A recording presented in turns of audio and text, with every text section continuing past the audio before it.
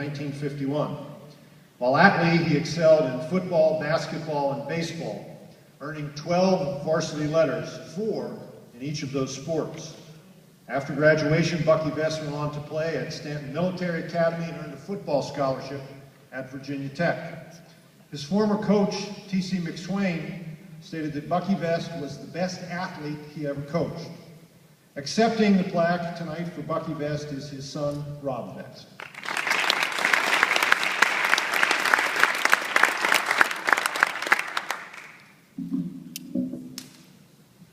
Appreciate letting me accept this for my dad. He couldn't be here.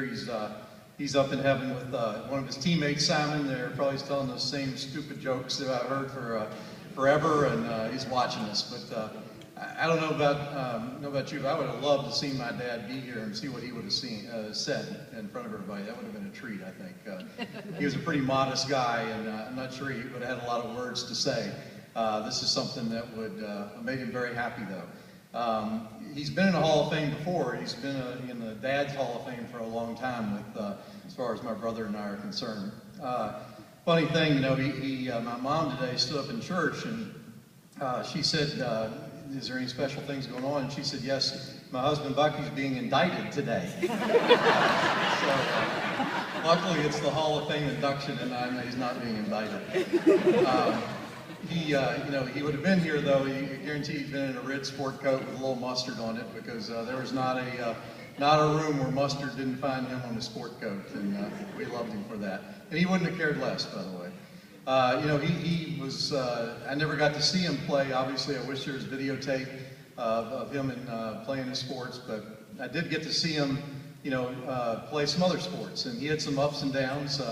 He was a great athlete, and I just know from being around all these people, not only at the game on Friday and these other great inductees, but they've all just said, man, your dad was something else. He's the best quarterback I ever saw, the best athlete, and that just gives me such pride. But one of the things he's a great shooter. He'd go out in the backyard and teach us a few tricks and beat us in horse. He was a great. He had 3 hole-in-ones. One of them when I was playing with him on number 15 at Ingleside. Of course, he made the hole-in-one. He turned around and said, "Where to go?" So that was my dad.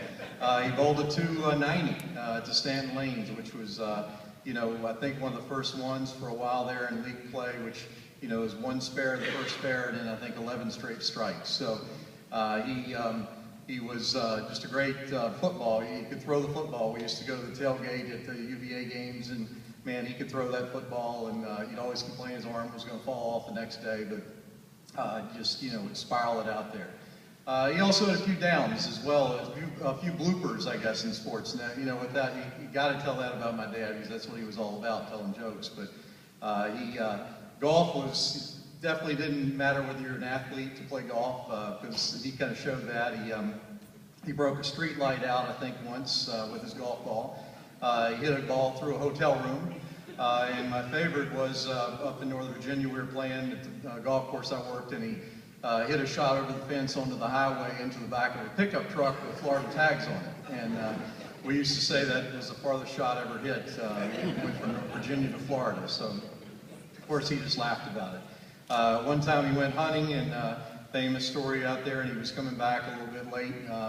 And they were coming back late, and it got dark on him, and he was in charge of the lantern. And of course he tripped and the lantern fell and broke. It was pitch dark, couldn't see in front of him, so they just had to stay there.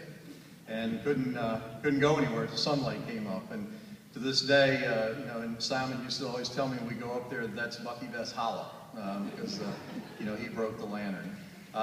So just a tremendous athlete, from what I've heard, and he would never tell me about it. That's the kind of person he was.